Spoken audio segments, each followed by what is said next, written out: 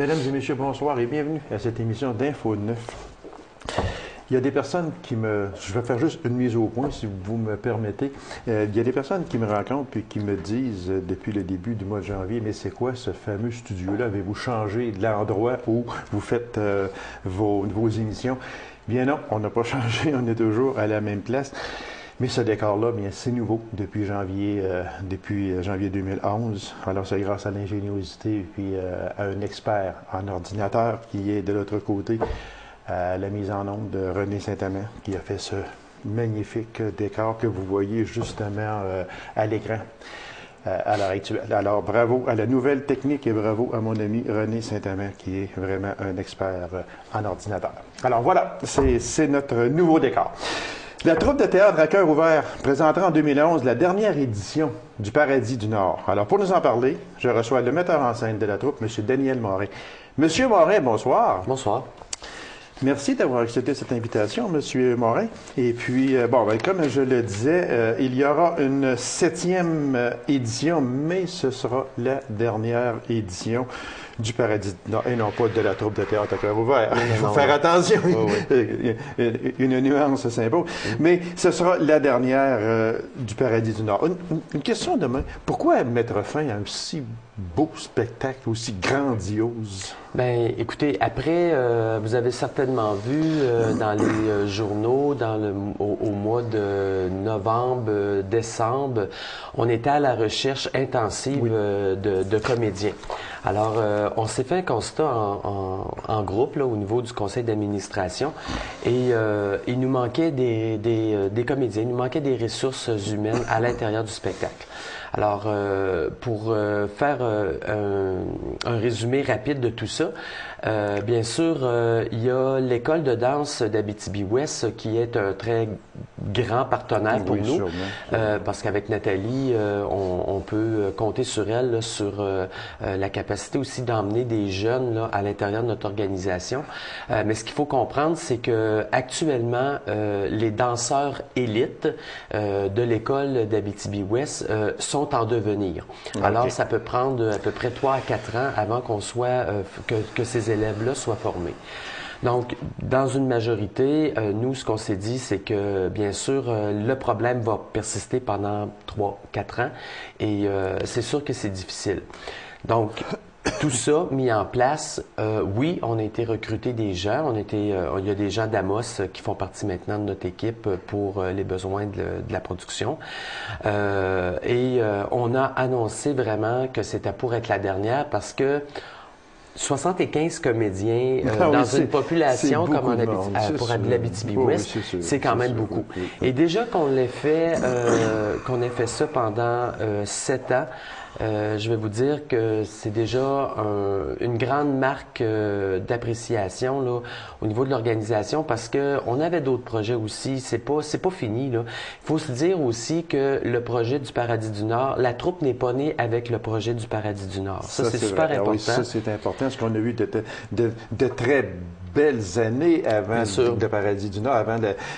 C'est sûr que entre autres Rock and None, entre autres. Que je me souviens, si c'est même fidèle. Il y a eu d'autres productions. Il y en a eu beaucoup. Puis il faut se dire aussi que c'est le travail de toutes ces... On fête notre 30e anniversaire donc, cette année. Exactement. Alors, c'est ces 30 ans-là qui ont fait de la troupe ce qu'elle est aujourd'hui. Et je pense qu'on a juste un devenir meilleur là, pour l'organisation. Ce fut certainement une décision difficile à prendre. On ne laisse pas une pareille production sans avoir un petit peu de la larme à l'œil, je pense. Bien, je vais vous dire que pour ma part, là, je parle pour ma part, je parle pas au nom du conseil d'administration, mais pour ma part, c'est un deuil. Faut se le dire, là, c'est quelque chose qui, quand on a travaillé pendant 11 ans, ça va faire la 11e année. Là, dans le fond, il y a eu toute la préparation. Avant, il y a eu 4 ans de préparation. Alors, c'est sûr que quand on regarde ça d'un autre œil, c'est sûr qu'il va y avoir, un moment de tristesse. Sûrement. Mais à la dernière, ça sera sûrement... Mais probablement. sûrement. Oui. Et il faut bien préciser que ce n'est pas dû à un manque de spectateurs et loin loin de... Non, au contraire, là. faut se le dire. La capacité aussi d'accueillir des gens, encore là, vous voyez, à l'heure où on se parle, avant le mois de décembre, j'avais une dizaine d'autobus qui avaient déjà signé avec nous pour venir voir le spectacle. Alors, c'est dénolisé, là. Et j'en ai 2 autres après les fêtes. Donc, je suis rendu à une douzaine d'autobus qui vont s'en venir parce que c'est quand même 108 représentations, 88,4 d'achalandage, retombé de 1,8 million. C'est énorme. C'est énorme, oui. On va en parler encore, si vous me permettez, M. Morin. Dernière édition, 2011. Alors, l'endroit, les dates, c'est toujours au même endroit, c'est sûr? Oui, ça va être au Colisée encore. C'est du 7 juillet cette année au 13 août. Donc, encore 18 représentations à l'horaire. Ça va être toujours à 20 heures. Le spectacle, ça va se donner à 20 heures. Et donc, c'est ça. C'est au Colisée de la Sarre. Et puis, les billets qui sont déjà en vente sur le site Internet, il y a l'étiquette accès. Bientôt, oui. Okay. Probablement en février. Début février, oui. OK. Bon, fait que c'est la dernière édition en 2011. Alors, ceux qui l'ont manqué, ou ceux qui veulent la revoir une dernière fois, alors réservez vos billets. C'est du 7 juillet au 13 août 2011. On laisse 2011 et on s'en va en 2012, M. Morin, si vous me permettez. Vous annoncez un spectacle à grand déploiement pour 2012. Expliquez-moi la différence entre grand déploiement et méga production. Méga production, c'est ce que vous présentez actuellement avec le Paradis du Nord. Une méga production, quand on parle de méga production, on parle de nombre impressionnant de gens sur une scène, OK? Et la démesure de l'infrastructure, dans le fond. Alors nous, ce qu'on veut faire, c'est du spectacle à grand déploiement. Donc c'est comme à mi-chemin entre ce qu'on faisait avant et entre la méga production. OK?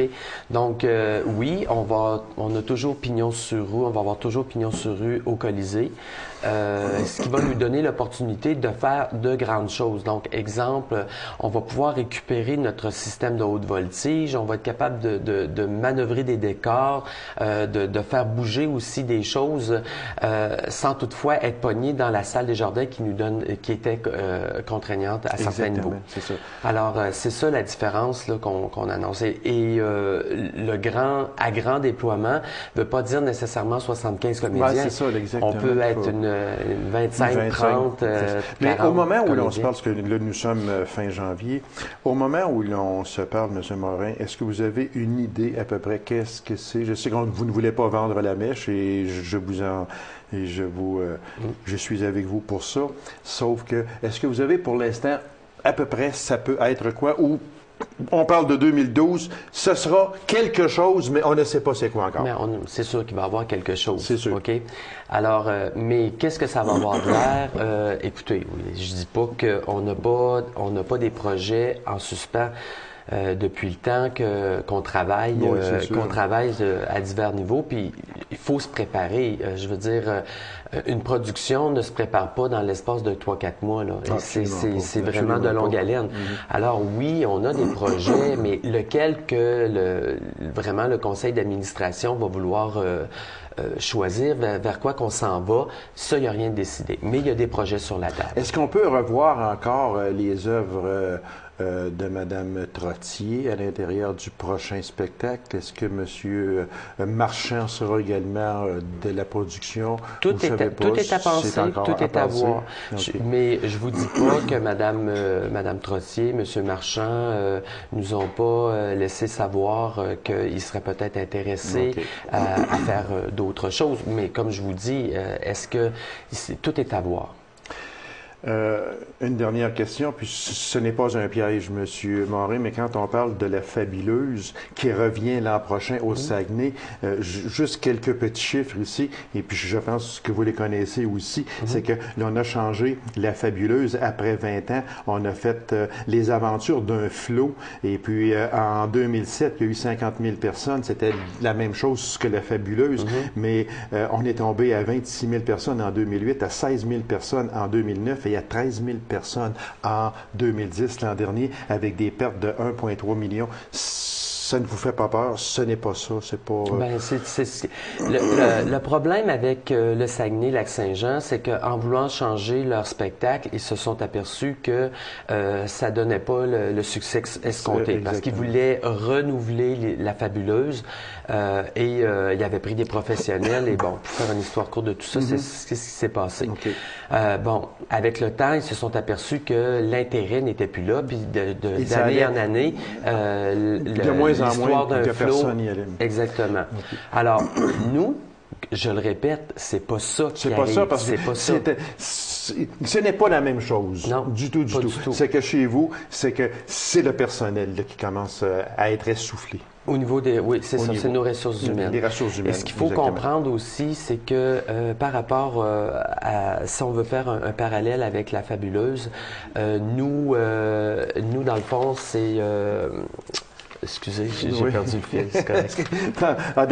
De toute façon, ce n'est pas la même chose du tout. Non. Et puis, je sais que vous êtes conscient de ça. En 2011, vous revenez avec Le Paradis du Nord et en 2012, un grand spectacle. Un grand déploiement. Oui. Alors, Monsieur Morin, merci beaucoup et bon succès pour 2011. Merci. C'est moi qui vous remercie. Courte pause, on vous revient, mesdames et messieurs. Restez avec nous.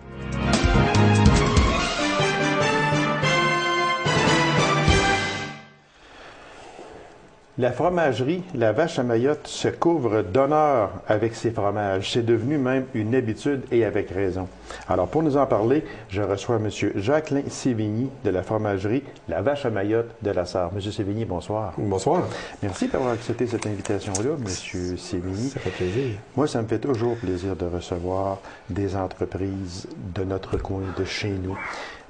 Peu importe l'entreprise. Et ça me fait doublement plaisir de les recevoir lorsqu'elles se couvrent d'honneur. Et la Vache à Mayotte se couvre d'honneur. Mon Dieu Seigneur, c'est à chaque année que vous allez chercher des prix avec vos merveilleux, succulents fromages. Ça fait quoi de recevoir, de savoir offrir un honneur bien mérité, soit dit en passant? Qu'est-ce que ça fait? C'est sûrement, il y a une fierté là-dedans. Oui, puis une grande fierté parce que c'est évalué par nos pairs, c'est évalué par des gens qui sont du milieu puis qui connaissent ça. C'est-à-dire que les juges sont des gens qui travaillent dans le milieu, puis c'est souvent des grandes compagnies, surtout comme le dernier prix qu'on a gagné, qui est un prix canadien, c'est vraiment intéressant. Fait que ça nous permet, nous, de se situer où est-ce qu'on est, puis... Ben, c'est comme une récompense de tout le travail qu'on peut faire par rapport à ça. Et... Ça veut dire, c'est sûr que vous travaillez beaucoup. Oui. On ne fait pas ça du jour au lendemain, là, ce qu'on a ici. Là. On ne fait pas ça. Comment on en vient à un fromage qui va aller chercher un prix? Tu sais, je veux dire, par là... c'est comme je disais, on ne fait pas ça du jour au lendemain. On l'améliore. On fait quoi? C'est qui est en charge? Est-ce que c'est vous qui... Oui. OK. Ça, qui êtes le goûteur?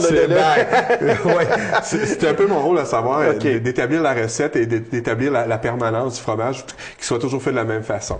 Puis c'est d'arriver à dire, je suis un peu responsable de ça. C'est sûr qu'un test, puis moi qui le fais, ce sont les fromagers comme tels. Okay. Mais le départ est un peu toujours comme ça. On décide quel type de fromage qu'on veut faire. On les essaie. On les travaille. Ça peut prendre, je me souviens comme la Allegretto, on l'avait parti en 2001, ça a pris un an avant qu'ils soient vraiment mis en marché pour arriver, parce que c'est des fromages qui sont longs à vieillir, donc on ne sait pas le résultat immédiatement. Quand vous dites long à vieillir, ça veut dire combien de temps avant de pouvoir y goûter, disons? Ben, la base de tout, quand c'est des fromages au lait cru comme les deux qui est ici, c'est déjà 2 mois en partant. OK. Puis l'Allegretto, on s'est rendu compte qu'il fallait attendre 4 mois pour vraiment arriver, parce que c'est une pâte dure, une pâte ferme, d'aller un peu plus loin, donc il faut faire vieillir un peu plus longtemps. On peut aller jusqu'à 1 an, c'est sûr, au bout d'un an, on sait qu'est-ce que ça donne, mais à 4 mois, là, on peut le vendre, puis il est vraiment bon à se partir de là.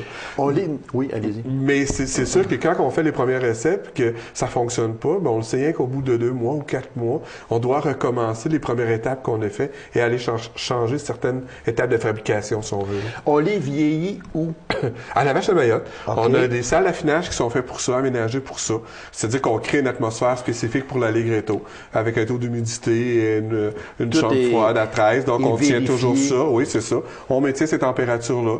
Puis les personnes qui travaillent dans les salles d'affinage viennent frotter les fromages avec un peu une éponge, de l'eau, du sel, vont les retourner, puis on va les laisser. C'est sûr qu'au début, ils demandent un peu plus de travail. À la fin, dans les derniers mois, ils demandent un peu moins de travail, parce que là, la croûte est bien faite, la fleur est bien installée, donc là, ça va bien après ça. Vous dites que il y en a qui vont Oui. Frotter Oh, là, avec oui, un oui. linge spécial, je présume. Oui, c'est ça. Avec C'est de l'eau et du du sel. sel. Celui-là, c'est avec de l'eau et du sel. Pourquoi du sel? Parce qu'on veut avoir ça. Pour créer une croûte, si on veut, OK. c'est un peu la façon C'est ce qui de faire. fait de la croûte? C'est ce qui va faire un peu cette croûte jaune, un peu, oui. OK. C'est ça. Est-ce qu'on peut le montrer, celui-là, Oh, ici? On va oui, peut-être le c'est montrer, ça. là, si monsieur C'est ça. le caméraman va venir chercher ça ici. Ouais. Là. Et puis ça, Ça, c'est c'est notre fromage à pâte ferme, c'est notre fromage au lait de brebis, qui est non pasteurisé, qui est l'Allegretto. C'est celui-là qu'on parlait, qui avait gagné des prix là, OK. au Canada et ainsi de suite. Là.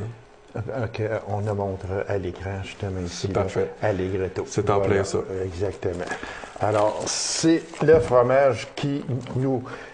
Est-ce qu'on peut dire le fromage qui nous représente? C'est le fromage qui nous fait connaître. Qui nous fait connaître. C'est en Voilà. plein ça. C'est ce qui nous donne la c'est un- possibilité d'un peu sortir de la région, puis qui nous fait connaître là, à travers ben là, on est rendu un peu canadien quand même, à travers du Canada, nous au niveau du Québec aussi, et ainsi de suite. Fait que c'est ce qui nous fait connaître, ce fromage-là. Est-ce que ce fromage-là est distribué un peu partout au Québec? Oui, l'Allegretto partout au Québec. Aucun problème avec ça. On a une partie en Ontario aussi. On a une place en Ontario qui en a vendu et un peu dans l'Ouest canadien. Mais surtout l'Ontario, dans le coin de Toronto, dans ces coins-là, on en a. Là. Dites-moi une chose, M. Sévigny. Est-ce que je me trompe en disant que l'année dernière, à une petite fromagerie très fancy un petit peu, là, qui s'appelle Caséus, sur la 3e avenue à Québec. Mon fils demeure juste en face. OK. Presque, et j'ai vu de l'Allegretto. Oui, sûrement. Je n'ai pas rêvé, là. Non, pas du tout. Pas du tout. Quand je dis qu'on en vend partout au Québec, c'est vraiment partout au Québec, dans les grands centres, c'est sûr et certain. Dans les grandes villes, là. Montréal, Québec, Trois-Rivières, Sherbrooke, on en a un peu là, essayé de distribuer ça un peu partout. On a un représentant qui nous représente là-bas à Montréal, dans ces coins-là. Comme ça, je n'avais pas rêvé, monsieur. C'est en plein ça. Donc, lui, il nous a vraiment ouvert. L'Allegretto nous C'est lui qui a ouvert la porte? Il rouvre la porte, puis à ce moment-là, quand on gagne des prix comme ça, là, les gens sont intéressés et on peut aller commencer à les rentrer les nouveaux produits qu'on essaie de faire. Exactement, c'est ça. Le Vache à Mayotte a remporté 2 importants prix au Convention British Empire Cheese Show de Belleville, Ontario. Quels sont ces 2 prix? Ben, le premier prix, la façon que ça fonctionne, c'est que moi, je l'ai inscrit dans les autres, ils font des classes qu'on appelle. Celui-là, c'est une classe 14 qu'on appelle. C'est un fromage qui est fait avec du lait de brebis, comprenez-vous? Mais qui touche pas les pâtes molles, qui touche juste les pâtes fermes, si on veut, et demi-fermes. Fait que j'ai inscrit celui-là. Les juges vont l'évaluer et lui donnent un pointage. Donc, dans la classe 14, le fromage Allegretto a remporté le premier prix. C'est-à-dire qu'il y a eu tellement de points. Là, je me souviens pas par cœur le pointage, mais on va dire, exemple, 92. Il a donné 92 points sur 100. Ben, ça, c'est son point qui a été donné. À partir de là, ces points-là sont rapportés à tous les fromages fins qui étaient évalués. Ben, avec le 92 points, on est rentré 2e. Ça veut dire qu'il y a un fromage en avant de nous qui a fait ça. Puis c'est pour ça que ça donne ce 2e prix-là, si on veut. C'est comme toutes les classes confondues, parmi une centaine de fromages qui a été goûtés, qui rentrent 2e. Oui, quand on rentre là, ça commence à faire une bonne catégorie. Oui. C'est une grosse convention. C'est une grosse convention, oui. C'est un des premiers pas vers la reconnaissance un peu, je dis internationale, mais quand même canadienne, pour sortir un peu. Et vous êtes jugé selon le goût. Le goût, l'apparence, l'apparence, la texture du fromage, comment qui est, toutes ces affaires-là. Le salage aussi, pour eux, le salage est hyper important. Monsieur Sévigny, expliquez-nous, là, c'est quoi le fromage de lait de brebis? C'est que on peut faire différents fromages avec différents laits. Il existe 3 sortes, qui est le lait de vache, qui est le lait de chèvre, qui est le lait de brebis.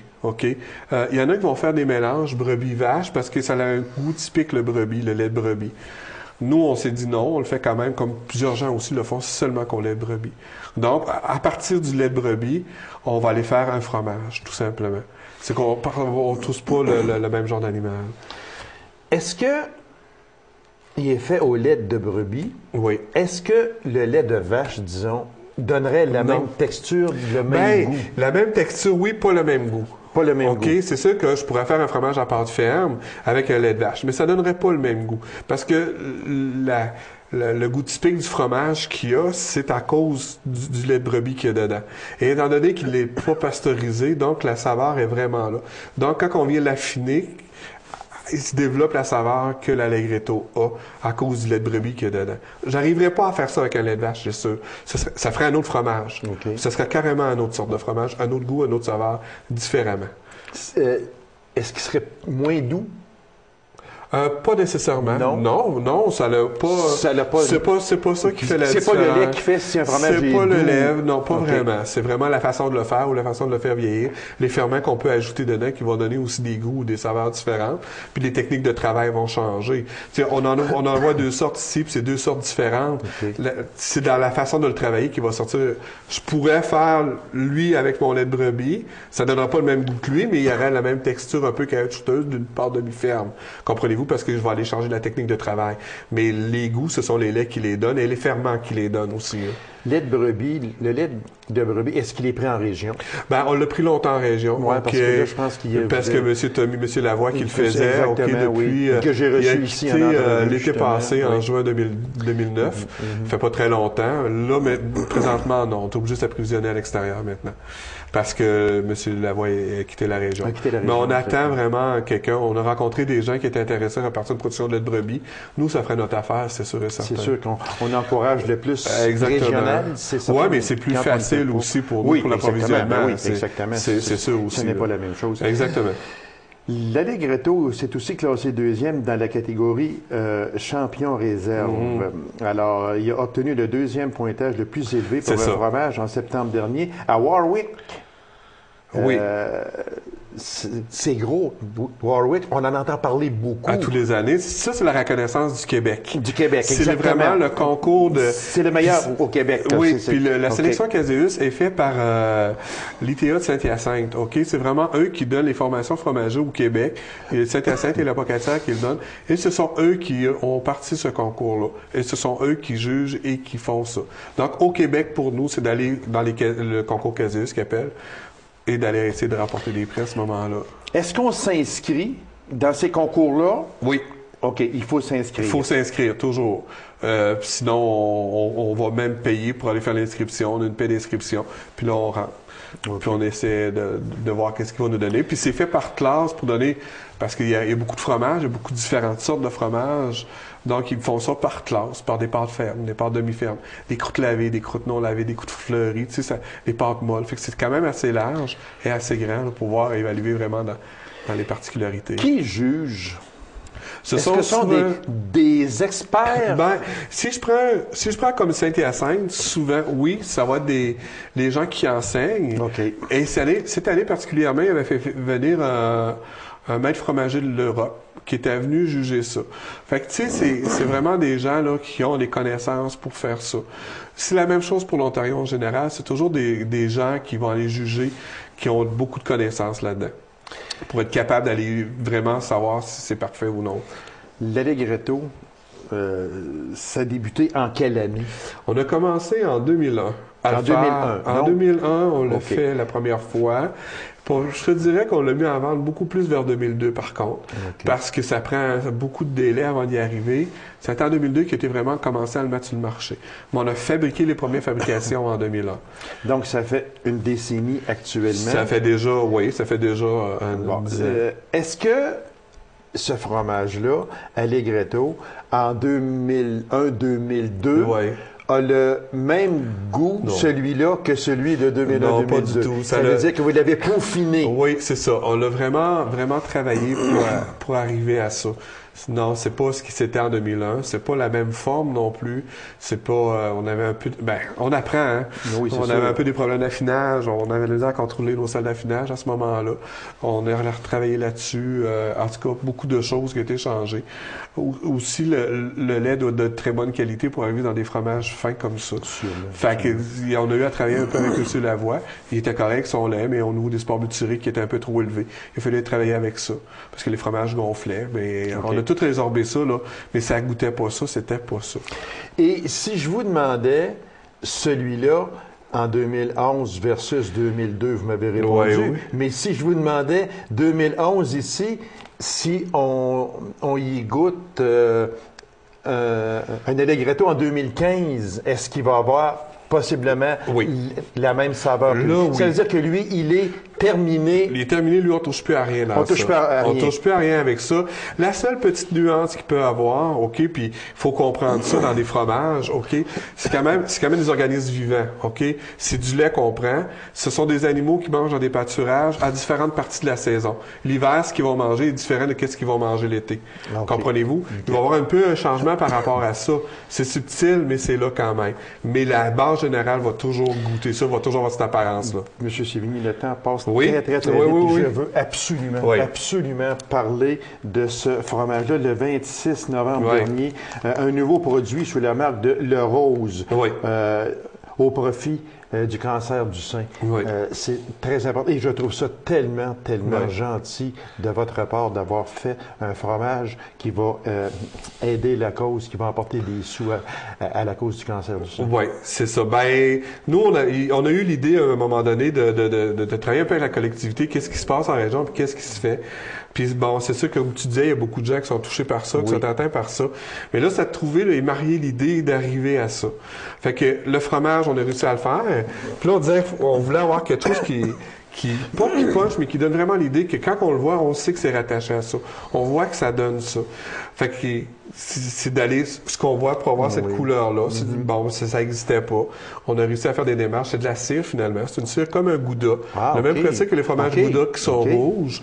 Donc, c'est une cire alimentaire. C'est vrai de ça. Qu'on fait vieillir ce fromage au lait cru, qu'on fait vieillir dans la cire comme tel. Donc, on appelle ça un fromage vieilli dans la masse. On n'a pas à aller les frotter là, comme on fait avec ça. Mais nous, au lieu de faire une cire rose, une cire rouge, pardon, on allait prendre une cire rose. Puis ça n'existait pas. C'est un peu ça qui était un peu long à trouver, parce qu'il a fallu nous-mêmes à la fromagerie le faire, si on veut. On avait de la cire blanche, de la cire rouge. On a fait les premiers mélanges. Bon, on a eu un peu des petits problèmes, c'est sûr et certain. Mais bon, c'est comme on dit, c'est de travailler une recette, c'est d'y arriver. Puis là, là, ça donne ça comme résultat. Puis là, c'est de continuer à le faire toujours correct, parce que on voyait dans les premiers, tu sais, c'est pas vieux novembre. Non, c'est ça. On en a sorti quelques-uns. Oups, c'était trop salé, pas assez. Il y a encore un peu d'ajustement à faire. Je suis honnête avec vous. Mais ça va être ça, le prix produit final, quand même. Et comme tu disais, ben, chaque kilo vendu, il y a $1 qui est remis, là, ça, c'est très important. Pour le cancer. On félicite la vache à Mayotte d'avoir premièrement sorti un fromage spécial, le Rose, pour le cancer du sein, et $1 est remis à la Fondation à chaque vente. Alors, c'est vraiment, moi, je félicite la vache à Mayotte parce que c'est vraiment un très beau geste de votre part. Mais ça nous tient à cœur. C'est vraiment correct. Exactement. Là, si on revient dans les fromages ordinaires, ce sont tous quand même des fromages, mais là, il reste à peine 2 minutes. Vous êtes rendu à peaufiner. Oui. C'est ça que vous êtes rendu, là, parce que ça fait 15 ans déjà. Ça fait 15 ans cet été, ça. Oui, alors effectivement. Là, vous peaufinez. Il n'est pas question pour l'instant de faire de nouveaux fromages, ou bien non, si il va s'en rajouter. À court terme, je te dirais que non. Dire qu'il s'en fera plus, c'est pas vrai. C'est sûr qu'on va en refaire encore. Parce qu'il y a encore de la place, encore du travail à faire. On a des idées. On a des plans d'action encore à mettre en marche. Mais c'est sûr que oui, on va pas finir ce qu'on a déjà, améliorer ce qu'on a déjà. Lui, il est déjà fait, on va aller faire ça avec lui. On a un fromage à pâte molle qu'on veut encore aller améliorer, qu'il soit correct, le mélodieux, et ainsi de suite. Mais on va continuer comme on est là. Alors, Monsieur Sévigny, merci infiniment. Puis, je ne le dirai jamais assez. Je vous félicite, vous et la vache à Mayotte, d'avoir sorti un fromage. Le Rose, c'est vraiment très, très, très bien. Puis, continuez aussi à aller chercher des prix. Ça représente notre région et notre secteur Abitibi-Ouest en surplus. Alors, continuez votre excellent travail. Puis, je vous remercie et je vous en félicite, Monsieur Sévigny. Bien, merci beaucoup. C'est moi qui vous remercie. Alors, mesdames et messieurs, merci d'avoir été là et on se donne rendez-vous à une prochaine émission d'Info 9. Au revoir.